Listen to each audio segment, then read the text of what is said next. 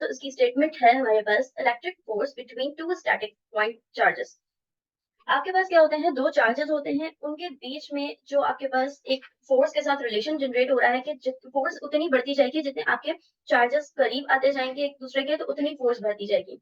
और आपके पास क्या होता है कि जब आपके पास जितना आप दूर जाते जाएंगे उतनी फोर्स कम होती जाएगी, यानी कि इनवर्सली रिलेशन किसके साथ है, डिस्टेंस के साथ। इसी चीज को अगर मैथमेटिकली हम देखें तो हमारे पास दो इक्वेशंस फॉर्म हुई हुई हैं, जिसे हम ये कह सकते हैं कि एक इक्वेशन 1 है हमारे पास और एक इक्वेशन 2 है, यहाँ पे मार्क हुआ हुआ है।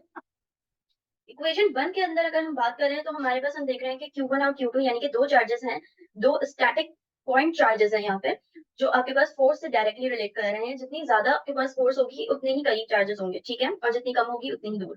तो यही चीज है कि आपके पास ये जो डिस्टेंस का डिफरेंस आ रहा है कि फोर्स कम और ज्यादा हो रही है, हम जानते हैं कि जितनी चीज बढ़ती जाती है एक साइड पे तो डायरेक्टली का रिलेशन हमें यही शो कर रहा होता है, इनवर्सली में एक चीज बढ़ती है और एक चीज कम होती है। इन दोनों इक्वेशंस को हमने एक साथ कंबाइन कर दिया है यहाँ पे। तो हम देखते हैं कि F is directly proportional to the Q1 Q2 and divided by the R square, यानी कि inverse relation with the R square.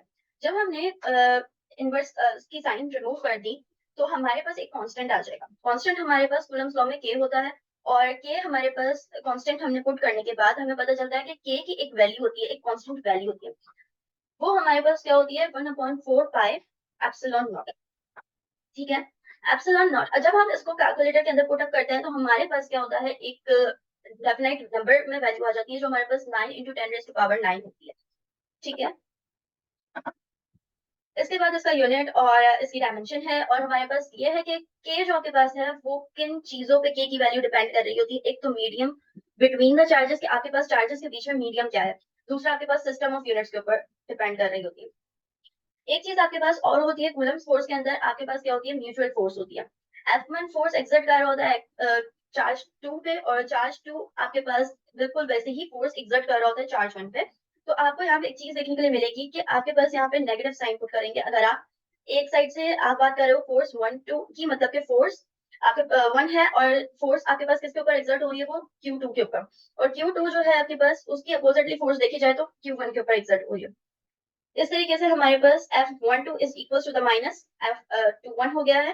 Further इसको डिस्कस करेंगे। अगर हम इसके अंदर डायरेक्शन की बात करेंगे तो डायरेक्शन के लिए यहाँ पे हमारे पास R से रिप्रेजेंट किया हुआ है हमने पोजीशन वेक्टर वो, तो हम कहते हैं कि ये हमारे पास F12 is equal to the K Q1 Q2 divided by R square, whole value is multiplied by the R21 1 2।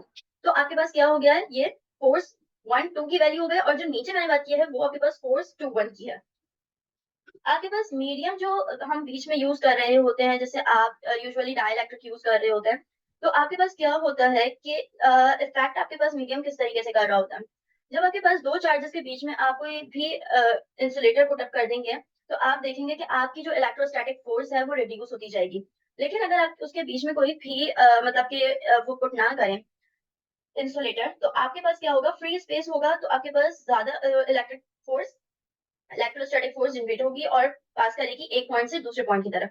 इस चीज को हम नीचे एक पिक्चर के थ्रू देख लेते हैं।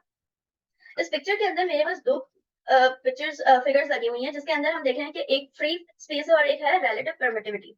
यहाँ पे हमारे पास रिलेटिव परमिटिविटी की बात कर रहे हैं तो हमारे पास इंसुलेटर पुट किया हुआ है, जबकि फ्री स्पेस की बात कर रहे हैं तो आपके पास आप देख सकते हो कि स्पेस फ्री है, तो चार्जेस की आपके पास क्या होगी, कोई भी रिडक्शन नहीं होगी यहाँ पे आपके पास, और डायरेक्टली आपके पास क्या होगा, एक पॉइंट से दूसरे पॉइंट आपके पास मूवमेंट हो रही होगी। अगर आप इधर इस पैराग्राफ में देखेंगे, this effect of medium between two charges upon the Coulomb's law, the Coulomb's force, if the medium is an insulator it is usually referred as a dielectric। वही बात हो गई कि मीडियम अगर आप इंसुलेटर ले रहे हो कोई भी, तो आप क्या कर रहे हो, तो ज्यादातर आप डाइलेक्ट्रिक को रेफर कर रहे हो। It has been found that the presence of the dielectric always reduces electrostatic force as compared with the that in the free space by a certain factor which is a constant given dielectric. This constant is known as the relative permittivity, which is represented by the epsilon r. The value is different of every material. Relative permittivity की values का chart आपकी book के अंदर बना हुआ है, जो आपके पास क्या हो रहा होता है, वेरी कर रहा होता है हर मटेरियल के हिसाब से। तो आप क्या कर रहे हैं कि अब जो फोर्स का फॉर्मूला आपने जनरल फोर्स का फॉर्मूला आपने जनरेट किया था, यहाँ पे हमने वो पुट अप किया है, एंड देन आपके पास कांस्टेंट में हमने ER को भी पुट कर दिया है। और जब हम इसको कैलकुलेटर में पुट अप करेंगे तो हमारे पास एक कांस्टेंट वैल्यू आ जाती है, जो आपके पास क्या है, 8.85 into 10⁻⁻12। Formula of relative permittivity आपके पास क्या होता है, वो होता है आपके पास epsilon divided by the epsilon naught. यहाँ पे हमने बता दिया कि एप्सिलॉन नॉट आप इस चीज से रिप्रेजेंट कर रहे हो, और एप्सिलॉन नॉट की आपके पास डायमेंशन क्या है। सबसे पहली चीज, आपके पास पेपर के अंदर ये सवाल बहुत ज्यादा आता है, खासतौर पे बोर्ड के एग्जाम्स के अंदर, कि आप क्यों डाइलेक्ट्रिक को पुट कर रहे होते हो कूलम्स लॉ के अंदर, और इसका जवाब आपके पास मिल चुका है। यहाँ पे हमने आज इस टॉपिक के अंदर डायमेंशन देख ली, यूनिट देख लिया, स्टेटमेंट देख ली, और इसके अलावा एक्सपेरिमेंट देख लिया, और मैथमेटिकल रिप्रेजेंटेशन देख लिया इसके अंदर। तो कूलम्स लॉ